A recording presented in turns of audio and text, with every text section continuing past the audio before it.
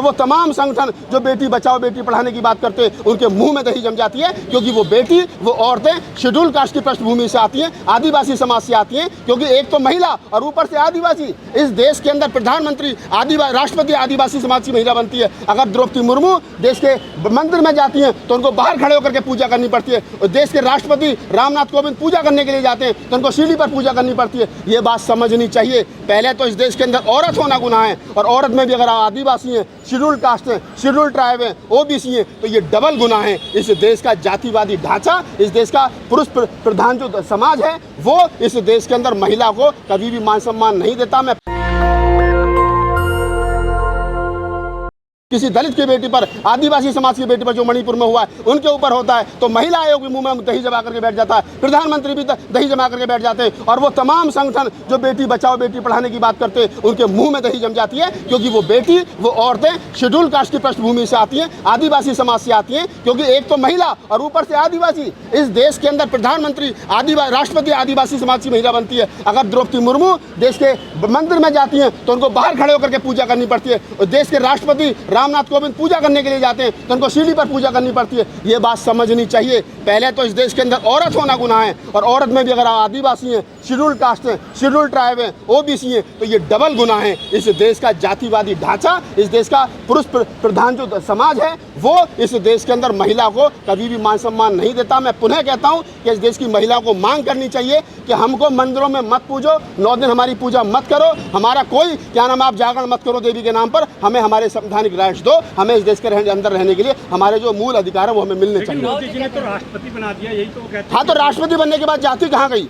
अगर द्रौपदी मुर्मू को राष्ट्रपति बना दिया गया तो उससे पहले शुद्धिकरण हुआ, उसके बाद जब वो मंदिर गई तो उनको मंदिर में नहीं घुसने दिया गया, बाहर से पूजा की गई। ब्राह्मण मंत्री मंदिर के अंदर है और आदिवासी महिला जो देश की राष्ट्रपति वो बाहर से पूजा कर रही है। जाति है कि कभी जाति नहीं। महिला होना गुनाह है, शूद्र होना गुनाह है, दलित होना गुनाह है, आदिवासी मूल निवासी होना गुनाह है। और ये इस देश के अंदर जो चतुर चालाक चंड पोंगे पंडित जो बैठे हैं, पंडे बैठे हैं, वो इस षड्यंत्र को बनाए रखना चाहते हैं, क्योंकि इस आधार पर उनको मान सम्मान मिल रहा है। लेकिन नागपाल जी, हमारे देश में गाय ज्यादा सुरक्षित है या महिला ज्यादा सुरक्षित है? गाय ज्यादा सुरक्षित है, और अब तो गाय भी सुरक्षित नहीं है। पिछले दिनों आपने कानपुर में देखा एक पंडित जी किस प्रकार से गाय का शोषण अत्याचार कर रहे थे, उन पर 377 में मुकदमा दर्ज हुआ। तो गाय भी कहाँ सुरक्षित है? इस देश के अंदर कोई सुरक्षित नहीं है, सिर्फ एक जाति सुरक्षित है जिसका नाम है ब्राह्मण, वो सुरक्षित है केवल। जातिवाद फैला रहे हैं आप। हम जाति क्या मतलब है ब्राह्मण कहने का? और क्या कहें? पंडित जी कहें, पंडित जी कहें, द्विवेदी त्रिवेदी शुक्ला जी मिश्रा जी पांडे जी कहें, क्या कहें? बताओ बताओ ना। एक ब्राह्मण एक शुक्ला जी जो है वो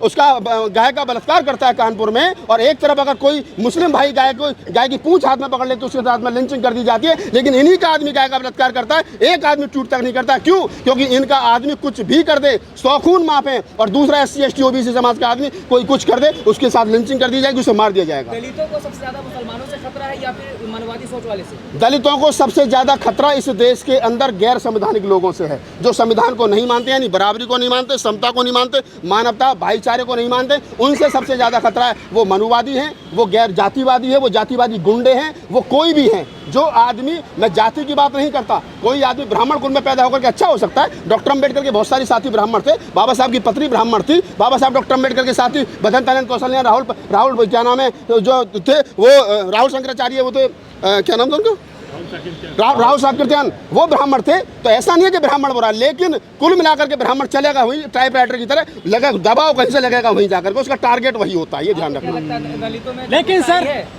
दलितों में जागरूकता आई है? बिल्कुल जागरूकता नहीं आई। अगर जागरूकता नहीं आई होती तो मैं दलित समाज में पैदा होकर के बोल रहा हूँ, तो आप सुन रहे होते। अरे मीरा हैदर के साथ है कि खिलाफ है? कौन मीरा हैदर? मीरा हैदर कौन मीरा हैदर? सीमा हैदर। हाँ बताओ ना, सही रास्ते पे आओ ना। अब ये सीमा हैदर की बात कर रहे हैं। अब ये शंभू भाई भी कभी कभी ऐसे सवाल कर लेते हैं, हमारे सीनियर साथी हैं, वरिष्ठ पत्रकार हैं, हमारे समाज के रवीश कुमार इनको कहा जाता है। अब ये सीमा हैदर पे आ गए। मैं बड़ा कंफ्यूज हूँ। इस देश के अंदर एक मौर्य समाज की बेटी वो SDM बन जाती है, और वो अपने पति को तलाक देने के लिए कहती है, तो उसका पति रो रो करके आलोक मौर्य कहता है साहब मेरे साथ बहुत बुरा हुआ, तो सारा समाज कहता है साहब ये सीमा ये क्या नाम है जो मौर्य बहुत खराब है, ये सब तो निकम्मी है, तो पद चलन उसे गाली। मोदी जी के राज में सीमा है। लेकिन एक सीमा हैदर जो है, एक सीमा हैदर विदेश से आकर के, पाकिस्तान से आकर के यहाँ शादी कर लेके अपने पति को धोखा देकर आ जाती है, 4 बच्चों को ले आती है, वो बहुत बढ़िया है। क्यों भाई? मतलब ये अजीब सिस्टम है यार। जो देश की नहीं हुई, पति की नहीं हुई, बच्चों की नहीं हुई, अपने अपने अपने अपने कल्चर की नहीं हुई, अपने धर्म की नहीं हुई, अपने मजहब की नहीं, वो एक्सेप्ट है। लेकिन इसी देश की बेटी अगर अपनी मर्जी से पति छोड़ करके दूसरा पति कर लेती है जो उसका संवैधानिक राइट्स है, तो कहते हैं साहब ये बदचलन है। तो ये जो जाति, ये जो धर्म का चश्मा है ना, ये जो पाकिस्तानी भाभी का ट्रेंड चल रहा है और ये जो मेन स्ट्रीम मीडिया मजे ले रहा है चटकारे ले लेकर के, समझ लो अगला नंबर आना सबका है। चाहे सीमा भाभी हो या जीत ज्योति मौर्य, चश्मा एक रखा करो, बदला मत करो करो शंभू भाई। भारत की भी चली गई है एक पाकिस्तान। हाँ, भारत की भी चलेगी, उस पर कोई नहीं बोलेगा। धन्यवाद। अंजू नेशनल दस्तक की आपसे गुजारिश है कि अगर इसको बचाना चाहते हैं तो नेशनल दस्तक को सब्सक्राइब करने के लिए रेड कलर के सब्सक्राइब बटन को दबाएं, फिर बेल आइकन की घंटी दबाएं। नेशनल दस्तक को बचाने के लिए बहुत जरूरी है कि हर खबर को शेयर करें, लाइक करें, कमेंट जरूर करें।